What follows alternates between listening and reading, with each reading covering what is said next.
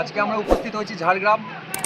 ঝাড়গ্রাম আগে পশ্চিম মেদিনীপুরের সঙ্গে ছিল, এখন ঝাড়গ্রাম হচ্ছে একটা জেলা, কিন্তু এটার বহু বছর পুরনো। এখানে রাজা, ঝাড়গ্রামে এই চিল্কিগড়ে রাজা বসবাস করত এবং সেই রাজবাড়িতে আজকে আমরা উপস্থিত হয়েছি এসে, এবং রাজবাড়ির বিভিন্ন জিনিসগুলো আজকে ঘুরে ঘুরে দেখাবো। সঙ্গে থাকুন, দেখতে থাকুন। আজকে আমরা যেখানে উপস্থিত হয়েছি এটা হচ্ছে রাজবাড়ির হচ্ছে মূল মাঝখান, এখানটার স্থানটা আছে। এদিকে কিছু বাড়ি আছে এবং এদিকটা কিছু বিল্ডিং আছে। তো রাজবাড়ি অনেক পুরনো এবং সেটা ভেঙে ভেঙে পড়ছে, তবে সরকার থেকে এটা সংরক্ষণ করার হয়েছে এবং বিভিন্ন জায়গায় দেখতে পাবেন এখনও সরকারি অনেক সাইনবোর্ড আছে। যেহেতু রাজারা এখন কেউ নেই, তারপরে ইংরেজ আমল থেকে বর্তমানে যখন দেশ স্বাধীন হয় তারপর থেকে এই সমস্ত জিনিসগুলো সরকারের, যতদিন ভারত স্বাধীন হয় তারপর থেকে সরকারের স্বাধীনে চলে যায় এবং এই সমস্ত জিনিসগুলো এখনও সংস্করণ করা হচ্ছে এবং বিভিন্ন জায়গায় বিভিন্ন government of West Bengal, ASI বা বিভিন্ন ধরনের আমরা বোর্ড দেখতে পেলাম, যার দ্বারা বুঝতে পারলাম যেগুলো সংস্করণ হয়, এবং ভিতরেও কিছু জিনিস দেখতে পেলাম যে জিনিসগুলোর কারণে বুঝতে পারলাম যে এখনও এগুলো সরকারের দ্বারা সংস্করণ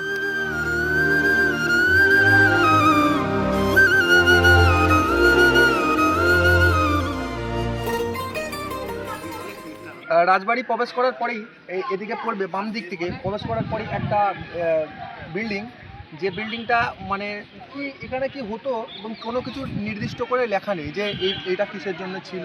বাড়ি ঘরগুলো আছে, এদিকের পেছনে অনেক বাড়ি আছে এবং অনেক ফাঁকা পড়ে আছে, তো সেগুলো দেখাবো। আমরা রাজবাড়ির ভিতরে দাঁড়িয়ে আছি, তো এটা রাজবাড়ির একটা অংশ এবং এদিকে ভিতরে প্রবেশ নিষেধ আছে, এখানে বোর্ড দেওয়া আছে। তো আমরা এখান থেকে বেশি দূর ভিতরে যেতে পারবো না, কারণ এর ভিতরে আমাদের প্রবেশ নিষেধ বলে লেখা আছে। না হলে হয়তো ভিতরে দেখতাম যে কী রকম কী বাড়ি রাজার, উনি এখনও কি কি রয়েছে এবং কি কি নেই। তবে বাড়ি এখনও এত শ বছর পুরনো বাড়ি হলেও খুব সুন্দরভাবে বাড়িগুলো দেখতে পাচ্ছি আছে। হয়তো এগুলোতে অনেক সংস্করণ এখনো করা আছে। এদিকে একটা রথও দেখা যাচ্ছে, এটা একটা বড় গেট আছে, এর ভিতরে অনেক বাড়ি আছে এবং দেখতে পাচ্ছি যে সেগুলো ঢুকতে দেওয়া এখান থেকে নিষেধ আছে এবং যার কারণে এখানে বন্ধ আছে, নাহলে ঢুকে আরও দেখাতে পারতাম। তবে ক্যামেরাম্যানকে বলবো যে ভিতরেটা যতটা অংশ নেওয়া যায় একটু দেখানোর জন্য।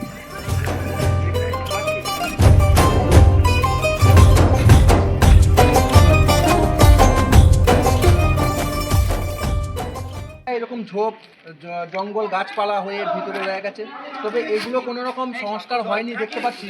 তবে এগুলো হলে খুবই ভালো হতো, কারণ আরও দেখতে সুন্দর লাগতো। এটাও একটা রাজবাড়ির অংশের মধ্যেই পড়ে, তবে এদিকটা আমি দেখানোর জন্য বলবো যে এদিকটা এখনও ফাঁকা পড়ে আছে। তবে এগুলো রাজবাড়ির অংশ, ভিতরে আরও অনেক কিছু আছে যে জিনিসগুলো বর্তমান সময়ে ঢুকতে দেওয়া হয় না।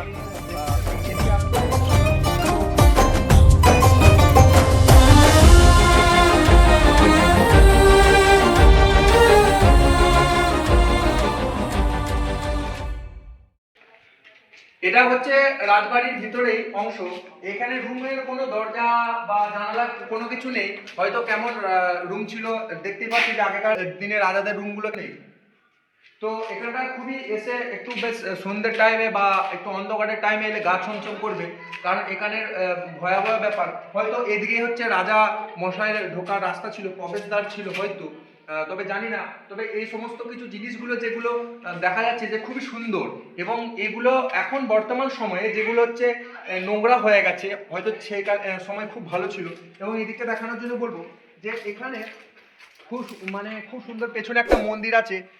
আগেকার রাজাদের প্রত্যেকের নিজস্ব মন্দির থাকতো, সেরকম এখানে রাজা সাহেবের, রাজা মশাইয়েরও মন্দির আছে।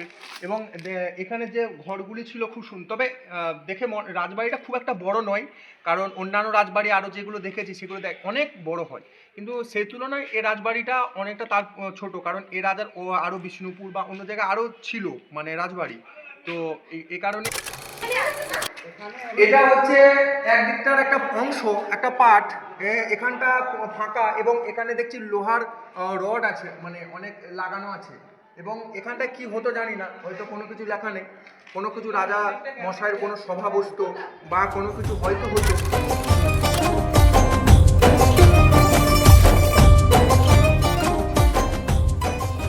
এই হচ্ছে মেন রাজার বাড়ি, কারণ এটাই হচ্ছে মিডিলের মধ্যে বাড়ি, যে বাড়িটা রাজবাড়ি অ্যাকচুয়াল। তো এটাকে দেখে হয়তো মনে হবে যে রাজবাড়ি এরকম কেন, কিন্তু এটা এরকমই, হয়তো রাজার আরও অন্য জায়গাতে বাড়ি ছিল বলে এখানে রাজবাড়ি যে জায়গাটা সেটা ছোট করে আছে। তো এটা হচ্ছে রাজবাড়ি, যেটাকে আমি পুরোটা দেখাতে বলবো যে এখানে গভর্নমেন্ট অফ ওয়েস্ট বেঙ্গলের যে আইসিডিএস এর যে গাড়ি আছে, সে গাড়ি এখানে দুটো দাঁড় করানো আছে, এগুলো অনেক পুরনো। এবং এই রাজবাড়ির মানে ভিতরটা ঢুকতে দেবে না, কারণ এখানে বন্ধ করা আছে, নাহলে ভিতরের রুমগুলো দেখাতাম। কিন্তু রাজবাড়িটা খুবই সুন্দর লাগছে, দারুণ একটা মুহূর্ত। সে আমরা সিনেমায় যেরকম দেখি যে পুরনো একটা বাড়ি, পুরনো একটা মানে কীরকম দৃশ্য, সেগুলো দেখলে একটা পুরনো কথা মনে পড়ে যায়। ঠিক সেরকমই এখানটা এলে খুব সুন্দর, প্রথমে একটা বাগানের মতো আছে এবং ভিতরে কি সুন্দর এখানে অনেকগুলো দরজা জানালা দেখতে পাচ্ছি, রুম আছে, এবং এটা দোতলাও আছে, এবং তার উপরে আবার ছাদও আছে। যদি এগুলো উঠতে দিতে মানে পারমিশন থাকতো তাহলে হয়তো আরও খুব ভালো হতো। এবং এই যে রাজার এই দিকটা বাড়িটা দেখতে পাচ্ছি, তার পাশেও আবার ওই দিকটা একটা ভাঙা ওইখানে যে রাজবাড়িটা দেখালাম, দেখাতে বলবো আমি একটু রাজবাড়িটা। সেই রাজবাড়িটার যে বিল্ডিংটা, মেন যে বিল্ডিংটা, তার পাশেই তার সংলগ্নই এই যে বিল্ডিংটা আছে। তবে এখানটা পুরো একদম ঝোড় জঙ্গল হয়ে আছে। তবে এখানটা খুবই মানে ভয়ানক একটা দৃশ্য, কারণ এখানে সাপকোপ থাকবে নাকি সেটাও বুঝতে পারছি না। তবে একটু এদিকে আসো।